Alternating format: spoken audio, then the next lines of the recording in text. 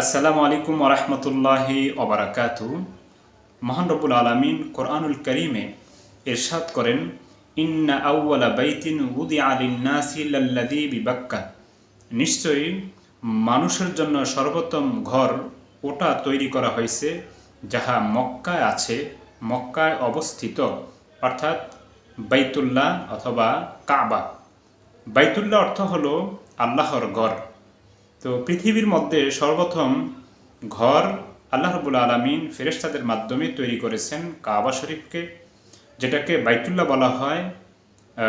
আল্লাহর ঘর অর্থাৎ সম্মানসূচক তাকে বাইতুল্লাহ আল্লাহ রাব্বুল আলামিন নামকরণ করেছেন।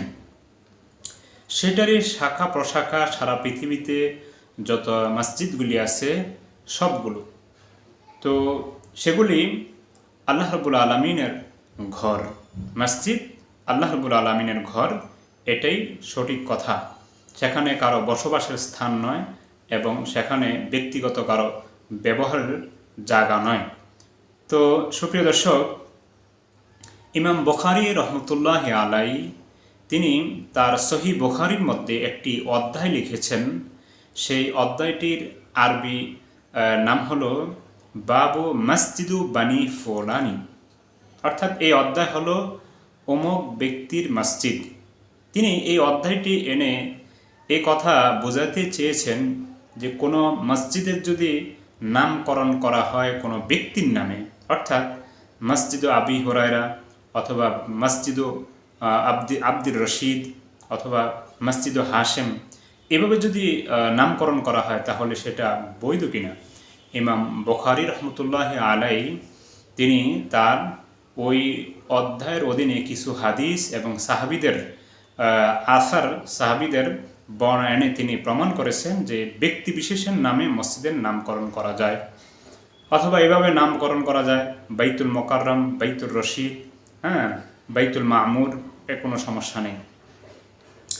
এখন দেখার বিষয় হলো সারা পৃথিবীতে মুসলমানদের মধ্যে বিভিন্ন ক্ষেত্রে বিভিন্ন চিন্তাধারায় বিভিন্ন ফেরকা রয়েছে, যেমন শাফি মাযহাব, মালিকি মাযহাব, হানাফি মাযহাব। আবার যারা মাযহাব মানে না তাদের মধ্যে কয়েকটি গ্রুপ রয়েছে, যেমন সালাফি, তারপরে আহলে হাদিস ইত্যাদি। আবার যারা মাযহাব মানে তাদের মধ্যে কিছু কিছু গ্রুপ নিজেরা তৈরি করে নিয়েছে, আহলে সুন্নাহ ওয়াল জামা ইত্যাদি। তো সুপ্রিয় দর্শক, এখন ব্যক্তি বিশেষের নামে মসজিদের নামকরণ করা এটা জায়েজ, বৈধ, এতে কোনো সমস্যা নেই। কারণ একজন ব্যক্তির নামে মসজিদ হলে মসজিদটাকে কেউ চিনতে পারলো, তার একটা পরিচয় হলো, এতটুকুই মাত্র। কিন্তু যখন আপনি মসজিদের নাম দিবেন মসজিদ আহলি সুন্নাহ ওয়াল জামা অথবা মসজিদ আহলিল হাদিস অথবা মসজিদ আবি হানিফা অর্থাৎ হানাফিয়া, এরকম যদি কোনো ফেরকার নামে মসজিদের নামকরণ করা হয় তাহলে সেটা সঠিক হবে কিনা, সেটা জানার আগে আর একটা বিষয় বুঝতে হবে। যখন আপনি আহলে হাদিসের নামে একটা মসজিদ তৈরি করবেন, আরেকজনে হানাফিয়াদের নামে একটা মসজিদ তৈরি করবে, তখন দেখা যাবে একটা মানুষ সে বুঝে নেবে, ও এখানে বুঝি হানাফি লোকেরা নামাজ পড়ে, ও এখানে বুঝি যারা আহলে হাদিস তারা নামাজ পড়ে, অর্থাৎ তাদের এখানে প্রভাব বেশি।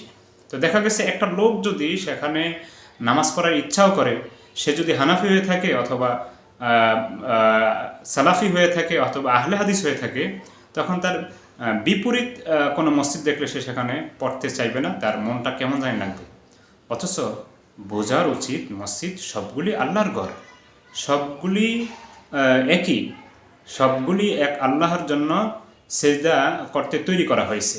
তাহলে এই যে একটা সন্দেহ, মনের মধ্যে একটা সংশয় তৈরি করে দেওয়া হয়েছে শুধু একটা ফেরকার নামে নাম করার কারণে, এটা অত্যন্ত দুঃখনীয় এবং অত্যন্ত পরিতাপের বিষয়।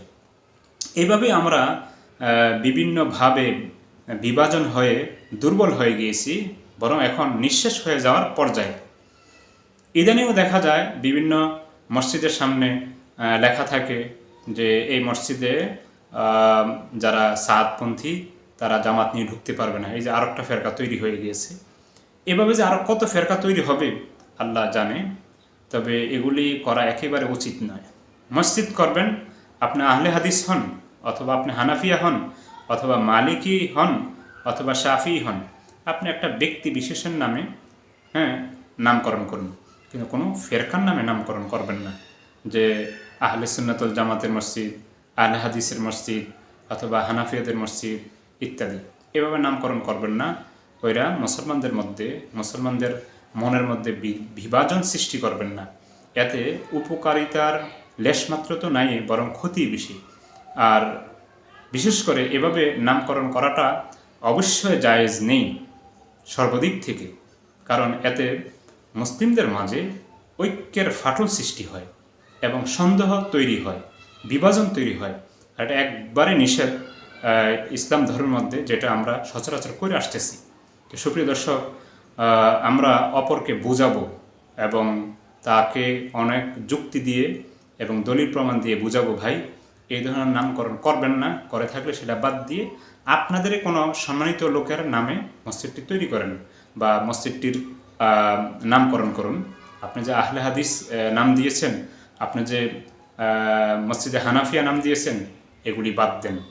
আল্লাহ তাআলা সকলকে এক থাকার তৌফিক দান করুন। আমিন। আসসালামু আলাইকুম।